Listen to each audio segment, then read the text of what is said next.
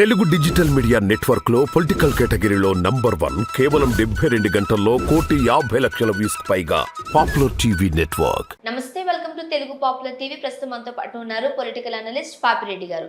నమస్తే అండి. నమస్కారం అండి. సార్, దేశమంతా ఎన్నికల వేడి చూస్తున్నాం. ఈ తరుణంలో ఎవరికి వాళ్ళు ప్రచారాలలో పాల్గొంటున్నారు. ఓ పక్క రాహుల్ గాంధీ గారు చేస్తున్న కమెంట్స్ కావచ్చు, మరో పక్క అమిత్ షా గారు, మోడీ గారు చేస్తున్న కమెంట్స్ కావచ్చు, చాలా క్యాచీగా అనిపిస్తున్నాయి, ఆసక్తికరంగా మనం చూస్తున్నాం.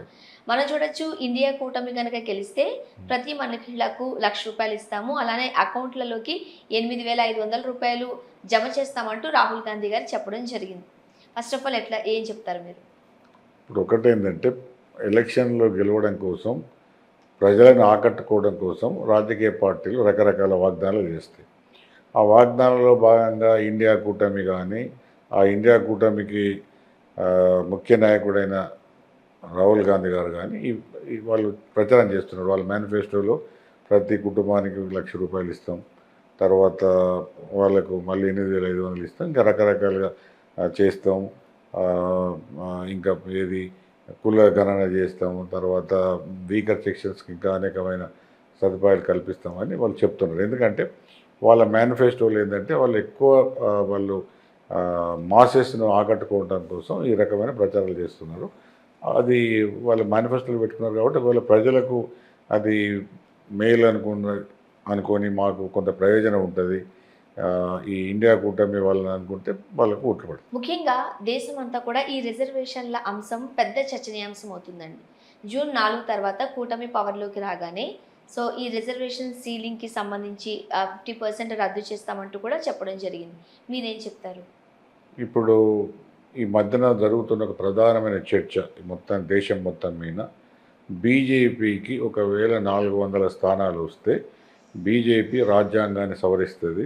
రాజ్యాంగం సవరించడం అంటే ఒక విధంగా రిజర్వేషన్స్ కూడా ఎత్తేస్తుంది అనేది ఒక బలమైన ఒక వాదన కానీ ప్రచారం కానీ ముందుకు వచ్చింది. దానిలో భాగంగానే ఇవన్నీ నడుస్తున్నాయి. తర్వాత రెండోది ఏంటంటే, ఇప్పుడు కాంగ్రెస్ పార్టీ కానీ, కాంగ్రెస్ పార్టీకి అనుబంధంగా ఉన్న చాలా వాళ్ళ మిత్రపక్షాలు కానీ ఏంటంటే కులగణనకు వాళ్ళు అంటే క్యాస్ట్ సెన్సస్ అంటారు, దానికి అనుకూలంగా ఉన్నారు. కులాల ఏ కులం ఎంత సంఖ్యలో ఉన్నారు, ఎంత నిష్పత్తి మొత్తం జనాభాలో ఉన్నారు, ఆ లెక్కలు తేలిన తర్వాత రాహుల్ గాంధీ గారు ఒక మాట అంటున్నారు, ఆ దామాష పద్ధతి అంటే ఆ ప్రపోర్షనేట్గానే మనం రిజర్వేషన్స్ ఇస్తే సరిపోతుంది. అంటే ఒక్కొక్క కులం ఎంత శాతం ఉన్నది, రిజర్వేషన్స్ కూడా అంత శాతం ఇస్తారు. అంటే ఇప్పుడు ఉన్న పద్ధతులు ఏంటంటే 50% వరకేమో రిజర్వేషన్, అంటే బీసీ, ఎస్సీ, ఎస్టీలకు ఇది రిజర్వేషన్. మిగతా 50% అది ఓపెన్ కోట అంటారు. ఓపెన్ కోట అంటే అది అందరికీ వర్తిస్తుంది. అంటే మళ్ళీ అందులో ఎస్సీ, ఎస్టీ, బీసీలు కూడా దానిలో పోటీ పడతారు. కానీ మిగతా ఎవరికైతే నాన్ రిజర్వ్డ్ కేటగిరీస్ ఉన్నాయో 50%లో వాళ్ళు కూడా పోటీ పడే అవకాశం ఉంటుంది. కానీ ఇప్పుడు చాలా మట్టుకు ఒక ఆర్గ్యుమెంట్ ఏమొస్తున్నదంటే, ఈ 50% కోట అనేది కరెక్ట్ కాదు, జనాలలో కింది వర్గాల వాళ్ళ సంఖ్య ఎక్కువగా ఉన్నది కాబట్టి రిజర్వేషన్ పర్సంటేజ్ పెంచాలి. అయితే మీకు ఉదాహరణకు మీకు తమిళనాడు చూసుకుంటే అక్కడ 69% వరకు, 67 నుంచి 69% వరకు రిజర్వేషన్ ఉన్నది. దాదాపు దేశంలో చాలా ఎక్కువగా రిజర్వేషన్ ఉన్న రాష్ట్రం మనం చూడొచ్చు. అయితే అదే మోడల్ మనకి మిగతా ఇక్కడ కూడా పెట్టచ్చు. అక్కడ బీసీలకు ఎక్కువ, అంటే బీసీ కులాలను ఎక్కువగా ఇంక్లూడ్ చేశారు వాళ్ళు. ఉదాహరణకు నేను చెప్తే, ఇప్పుడు ఆంధ్రప్రదేశ్, తెలంగాణలో రెడ్డి ఫార్వర్డ్ కాస్ట్, అదే మీరు తమిళనాడు పోతే రెడ్డి బ్యాక్వర్డ్ కాస్ట్.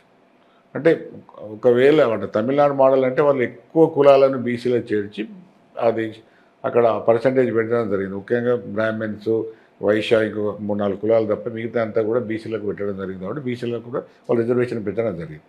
అయితే ఇప్పుడు ఇక్కడ ఒకవేళ ఈ కులగణన తర్వాత కుల దామాష ప్రకారం మీరు రిజర్వేషన్ పెడతాం అనుకున్నప్పుడు ఇప్పుడున్న 50% లేదా 50% సీలింగ్ ఏదైతే ఉన్నదో, అంటే 50% కన్నా ఎక్కువ రిజర్వేషన్స్ ఇవ్వడానికి వీలు లేదు. అటువంటి పరిస్థితి ఉంటే ఇప్పుడు సుప్రీంకోర్టు కూడా చాలాసార్లు 50% కన్నా మించి ఇవ్వద్దని కూడా చెప్పడం జరిగింది.